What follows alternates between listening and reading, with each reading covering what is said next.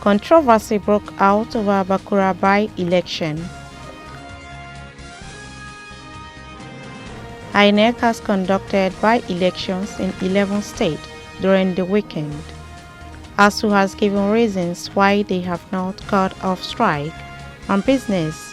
Governor Sani Bello urges community to advance economy with Rural Electrification Agency 24-hour electricity.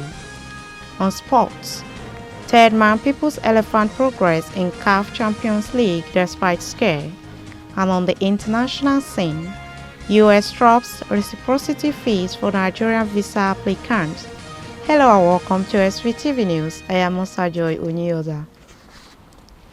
A controversy broke out following the declaration of the by-election for Zamfara State House of Assembly in Bakura local government constituency as inconclusive. The Independent National Electoral Commission declared on Sunday inconclusive the by-election following cancellation of the election in some wards and polling units. The returning officer, Professor Ibrahim Angawata, said the decision followed the cancellation of the election result of 5 polling units in Bakura ward. For more details on the story, Peter Phillips reports. The affected units, according to Professor Magawata, have a total number of 11,429 votes. He announced that the PDP candidate, Ibrahim Tudu, scored a total number of 18,645 votes, while the APC candidate, Bello Dankande Gamji, polled 16,464 votes. The decision to declare the election inconclusive has generated huge row between the two major political parties in the state. The state ruling People's Democratic Party, PDP, described the decision as lopsided, accusing the returning officer of sidelining the All Progressive Congress, APC, with the intent to deny the winner, Ibrahim Tudu, of the PDP, the mandate given to him by the people in the constituency. Now, if we go by the lead margin of lead, the total votes that remain is 11,425. That means if APC may get advantage if there is another election to be held in those units where it is cancelled, then they may get upper hand over PDP. And as a result, we have declared this result inconclusive. The party denied all allegations leveled against its officials during the election and assured that despite the Independent National Electoral Commission declaration of the by-election inconclusive, the PDP will win the rerun scheduled election for this coming Wednesday. In a press briefing on Sunday, the chairman, PDP Bakura State Constituency By-Election Committee 2020, Senator Lawal Hassan Daiya, representing Zamfara West Senatorial District, said, following INEC declaration of the election as inconclusive, the People's Democratic Party, PDP, will win the election scheduled for Wednesday.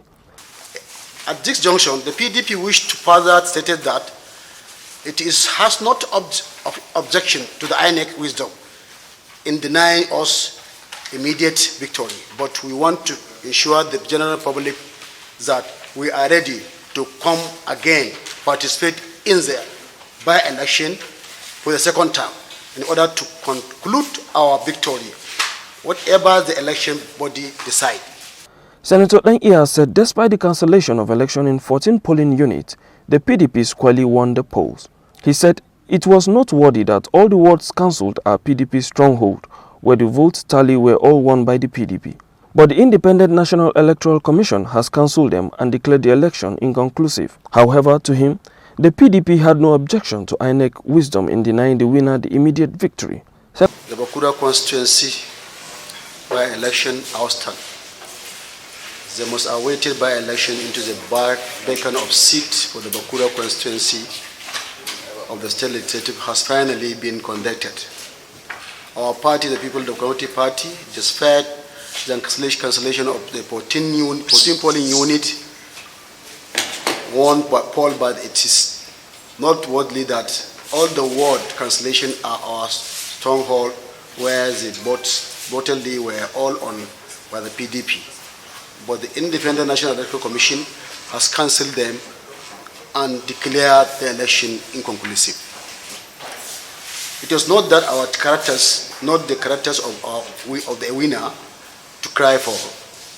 We always believed in our ability to deliver to our people, because this is the period selected by God Almighty Allah, to deliver the people from the sake of the misrule for several years by all Progressive Party Congress to the people of Zamfara State. Senator Lenya assured the general public that the party is ready to once again participate in the by-election for the second time in order to conclude its victory. He also chided the All Progressive Congress for attempting to disrupt the by-election through the use of thugs. The senator condemned the attitude of the APC and its leaders in recruiting thugs, especially from the Zuru area of Kebbi State through Bokuyum to Dako and Damri wards, who willfully and wantonly came and unleashed mayhem and terror in the election. He expressed major concern over the use of officials in uniform to protect the misdeeds of violators of the law. He said the party noted with dismay how some security operatives turned a blind eye to the activities of thugs and went on to provide cover and protection to their sponsors against perceived violence. The PDP stalwarts called on the party supporters to remain resolute and law-abiding. Responding, the former governor of Zamfara State, Alhaji Abdulaziz Yari Abubakar, expressed disgust over the conduct of the recent State Assembly by-election, saying it was a complete shame on the officials of Zamfara State government. Former Governor Yari, who spoke to newsmen in his hometown Mafara, said the election was characterized by massive rigging and serious election malpractices aided and abetted by some officials of Zamfara State government and PDP political office holders. Alhaji Abdulaziz Yari specifically accused the senator representing Zamfara West Senatorial Zone, Alhaji Lawal Hassan Danya, a member House of Representatives, Alhaji Kabir Ahmadu May Palace, and the state PDP chairman, Alhaji Tukur Fulani, of aiding political thugs in ballot box snatching. Look, Zamfara State is traditionally a PDP state. You can wait from the American election. Despite the mess that we know the president has done to the world, Texas will never be Democrat. So madam, we know what you're talking about. Politically, we're at least 20 years in this system. If you have opportunity to ask the governor, what has he done good for Bakura people to vote him to vote for him as PDP? What has he done good for them? Because it's about the governance, about the development of democracy. What has he done so far, getting to 2 years now, so that he deserves to be voted in that particular local government? Apart from the Supreme Court, I will give it. Meanwhile, the Independent National Electoral Commission, INEC, has announced Wednesday, December 9th, as the date for conducting the election in the 11 polling units. That's the report. Peter Phillips reporting for SVTV News, Gusau. The Independent National Electoral Commission, INEC, conducted 15 by-elections spread across 11 states of the country on Saturday, 5th December 2020. The by-elections involved 9 State House of Assembly seats and 6 senatorial seats. The results of all the House of Assembly seats have been declared, except of Bakura State constituency in Zamfara State. For more on the story, Samira Ibrahim reports. Also, the result of 4 senatorial seats have been successfully declared, and the Commission hopes that the result of the other senatorial seats will be declared soon. As had become the practice of the Commission, the results of the elections will be available on the Commission's website during the week. Although the elections went generally well, the Commission regrets that some unscrupulous persons are still bent on disrupting the processes. In some areas, staff of the Commission were assaulted and materials destroyed, while in others there was resistance to the use of smart card readers. In yet other areas, Commission staff were prevented from deploying altogether. In fact, in one area in Lagos State, some people demanded for money from INEC staff before they would be allowed to deploy. This act continued to reflect poorly on our community and denuded the spirited effort of the Commission to improve the electoral process under very difficult circumstances. Sadly, a number of the Commission staff were assaulted during the by-elections. The Commission commiserated with them and extended its deep condolences to the families of the 6 policemen who lost their lives when the boat in which they were escorting election staff and materials capsized in Bayelsa State. Samira Ibrahim reporting for SVTV News. The former secretary to Zamfara State Government, Professor Abdullahi Mohammed Walin Shinkafe, has identified 3 major causes that are hindering the tackling of insecurity in the country. These are lack of sufficient number of security personnel due to the refusal of many youth to join the force and lack of sophisticated weapons and equipment for the military. Professor Abdullahi Mohammed also explained that illiteracy and rampant drug abuse were also contributory factors to rising insecurity in the country. It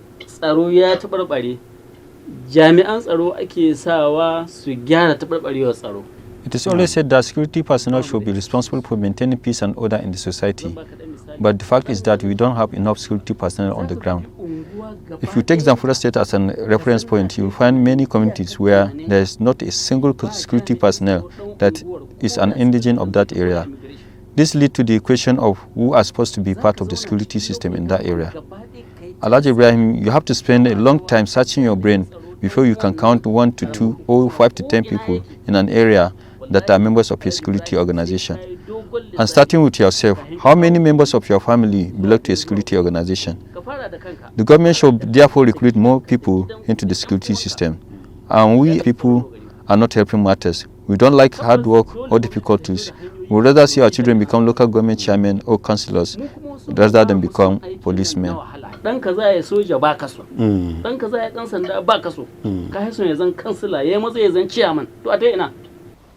The former secretary to the state government was speaking in a popular standard voice television program, Zauren Injeridu, which was aired at the weekend. Professor Abdullahi Mohammed Shinkafe enjoined parents and guardians to always take keen interest in molding the character of their children and encourage them to join the armed forces. The Defense Headquarters says the air component of Operation Thunderstrike has killed scores of bandits in airstrikes on their camp at Kuduru Forest area of Kaduna State on Saturday. The coordinator defense media operation, Major General John Eneche, disclosed this in a statement on Sunday in Abuja. General Eneche said the air raid was conducted sequel to credible intelligence, which indicated that a group of bandits has launched an attack on troops from the forest. For more on the story, Beauty Abdul Malik reports. He said that the confirmatory intelligence surveillance and reconnaissance missions led to the identification of the camp. According to him, the air component dispatched Nigerian Air Force attack aircraft to engage the location, scoring devastating hits that destroyed the bandits' logistics structures and killed several of the criminals. The NAF attack aircraft and an ISR platform later provided close air support as the police advanced from Saikin Power through Tawali towards Kofa area.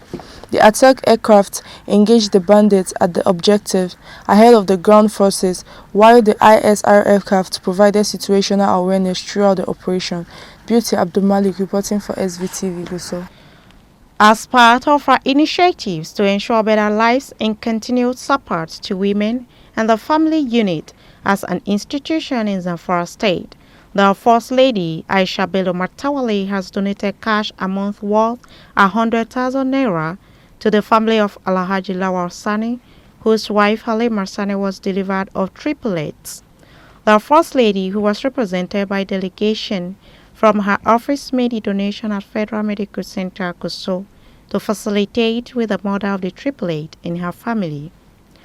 On arrival at the hospital, the delegation was led to the maternity ward of the hospital by Hajia Hadiza Mohammed, a midwife in the ward to Halima Sani, who is in good health. For more on the story, over now to our correspondent Samira Ibrahim.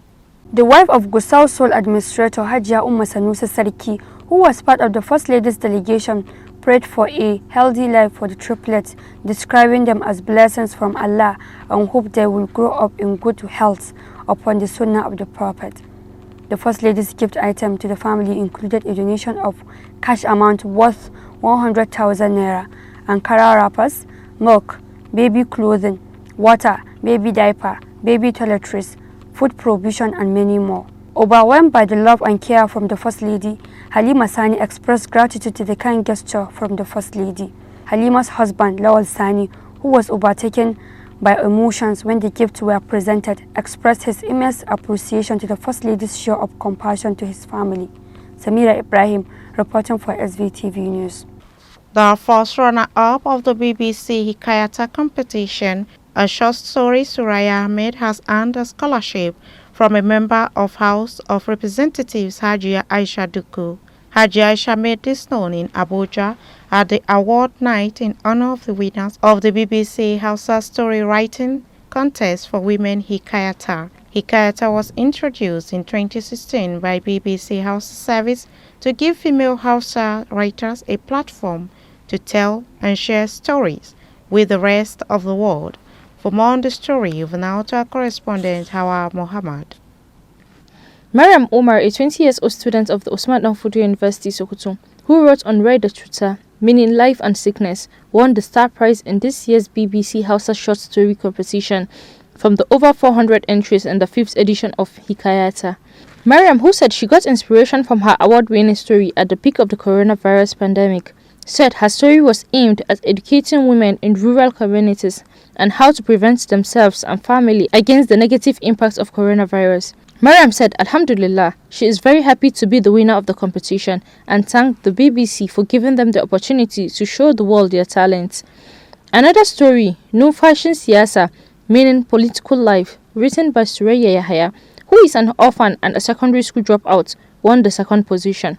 Miss Suraya, who was obviously overwhelmed by the feat, was full of praises for the BBC Hausa Service organizers of the event and Hajia Aisha Duku for offering her a scholarship to continue her study, stating that it was a rare second chance that many don't usually get in life. Rufaidah Umar, who emerged as the second runner-up with her story, titled Farak Afa, meaning the one that brings bad luck, said she has in the last 10 years been a little-known online writer until this platform showcased her talent to the world. Hawa Muhammad, reporting for SVTV News. The Academic Staff Union of Universities has explained why lecturers are yet to call off their 8-month-old strike. Its leadership said the federal government has neither implemented nor fulfilled any of the offers it made to ASU. For instance, the union explained that the salaries of its members withheld by the government have not been paid despite the latest offer from the government negotiating team. For more on the story, Rahama Ibrahim reports. The government in its latest offers to ASU leadership pledged to pay 40 billion naira as Eid allowance and 30 billion naira for the revitalization of the university system, bringing the total payments to 70 billion. The government also agreed to settle the arrears of salaries of the lecturers before December 2020, but after due consultation with the government side. It also accepted the demand by ASU that they will be exempted from the integrated payroll and personnel information system, pending the approval of their proposed payment system, the University Transparency and Accountability Solution. Before the government introduced the IPPIS to the union last year, the lecturers were receiving their pay through the Government Integrated Financial Management Information System. ASU President Professor Biodun Ogunyemi told newsmen that members will not return to the class on empty stomach. He said some of the offers made by the government had timelines which the government was yet to implement. Professor Ogunyemi said they are still consulting, but certainly before the end of this week, they will report to the minister the findings and feedbacks from their members. That has been the report. Rahma Ibrahim Dosa reporting for SVTV News. The Chairman Board of Trustees of the Ariwa Consultative Forum, Ambassador Shehu Malami, on behalf of the entire North, has a family commensurate with Governor Zulum over the recent attack of Zabar Mari. The tragedy has attracted attention worldwide, and thus all concerned shared their grief with Borno. Also extended their condolences were Waziri Tambuwal, the Sultan of Sokoto, Alhaji Abubakar Sa'ad III, as well as the people of Sokoto State. For more on the story, Beauty Abdul Malik reports. The chairman of the National Executive Council of ACF, Chief Audu Oben, in his remarks appraised Governor Zulum over his resilience and effort towards the sustainable development and livelihood support to his people. He added that the forum is about creating a company which can provide SMEs in agriculture across the north as it is the bedrock of development in the north. In response, Professor Babagana Umar Zulum, on behalf of the government and people of Borno, expressed his gratitude over the empathy and concern by the forum and Nigerians, further stating that such destruction would not deter the plan of restoration of peace and development in Borno State. In terms of agriculture, Borno shall resuscitate and be ever productive as displaced communities and post-displacement productive activities shall be put in place in the communities, while security will be adequately provided. He said Borno State government under his leadership shall support and participate in national development and will support the forum on their quest for sustainable development in the north. Beauty Abdulmalik reporting for SVTV. We'll be right back after this short commercial break. Stay tuned.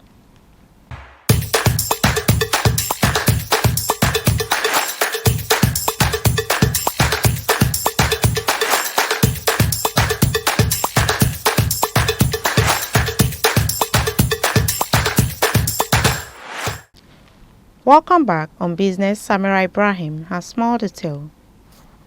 Welcome to Business Desk. Niger State Governor Alhaji Sani Bello has urged residents of Goton Sarki community for Ikoro local government area to take advantage of the 24 hours electricity supply from the 40k solar mini grid of the Rural Electrification Agency to improve their standard of living and advance their economy. The advice came on the heels of the agency's managing director, Dr. Ahmad Salihijo Ahmad, disclosure that since the community gets 24 hours power supply daily, the people have more hours of electricity than Abuja residents. Governor Sani Bello, whom his Commissioner for Works and Infrastructure, Engineer Mohammed Ibrahim Panti, represented at the commissioning ceremony in the village, explained to the people of the village that they have more electricity supply hours than Abuja as mentioned by the managing director. He therefore urged the residents to take advantage of it to improve their standard of living. The governor said the benefit of clean and constant electricity will increase the income of the people of Cotton Sarki through improved business activities as well as their productivity. He tasked the residents with the protection of the solar project, which he said the community has already donated a security outpost for its production. The governor promised the stakeholders at the event that the people of Niger State will do their best to support this project to ensure greater success and sustainability. The Rural Electrification Agency implemented the project through AY Global Integrated Consult Limited under the Public-Private Partnership PPP understanding. Speaking, Ahmad said he had already learned that more barbing salons were springing in the community. He expressed joy that Goton Sarki community automatically now becomes one of the beneficiary communities that will witness socio-economic transformation due to the availability of reliable and sustainable energy. And that's all on the Standard Voice Business Desk. Back to the newsroom. Thank you, Samira. As a popular saying, all works and no play makes Jack a dull boy. Let me quickly take you to our sport desk for the sport update.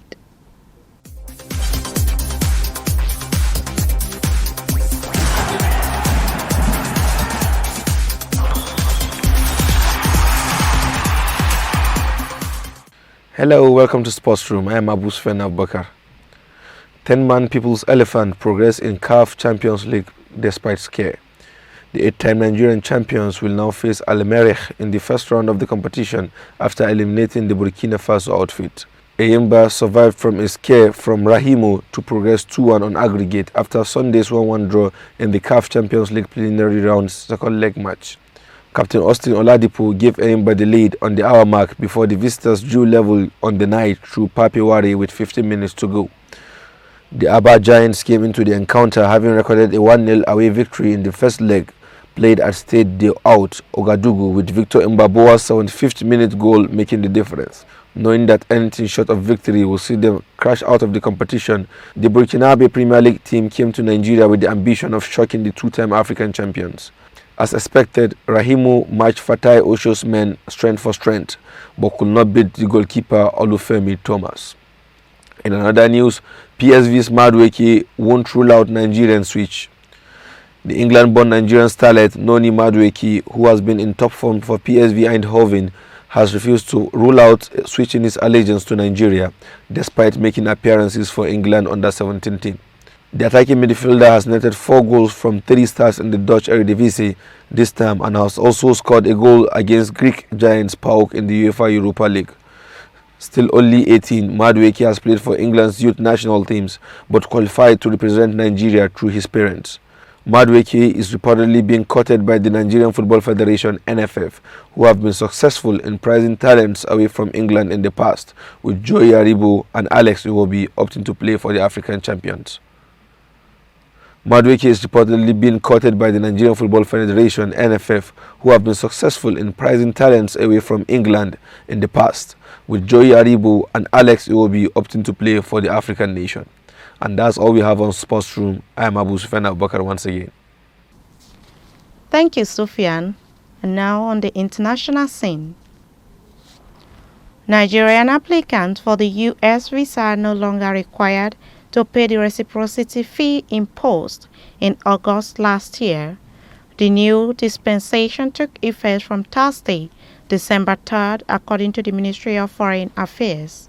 A spokesman for the ministry, Ferdinand Nwoye, said in a statement that the United States government has removed all visa reciprocity fees for Nigerian citizens seeking visas to the United States. He added that the positive development is in line with the removal of excess fees, excess visa application, processing and biometric fees for United States citizens applying for Nigerian visas by the Nigerian government. The United States government has therefore eliminated reciprocity fees for Nigerian citizens with effect from December 3, 2020. In a separate statement on the issue, the U.S. Embassy in Abuja said reciprocity fees paid prior to December 3, 2020 are not refundable. And that's all on the news. To end the news, a quick look at the major headlines. Controversy broke out over Bakura by-election. INEC has conducted by-elections in 11 states during the weekend. ASU has given reasons why they have not cut off strike. On business, Governor Sani Bello urges community to advance economy with Rural Electrification Agency 24-hour electricity. On sports, third man People's Elephant progress in CAF Champions League despite scare. And on the international scene, U.S. drops reciprocity fees for Nigerian visa applicants. And that's all on the news today. On behalf of the production crew and head of news and current affairs department, Alhaji Ibrahim Garoba Tunau, I still remain Musa Joy Onyoga. Thanks for watching and stay tuned.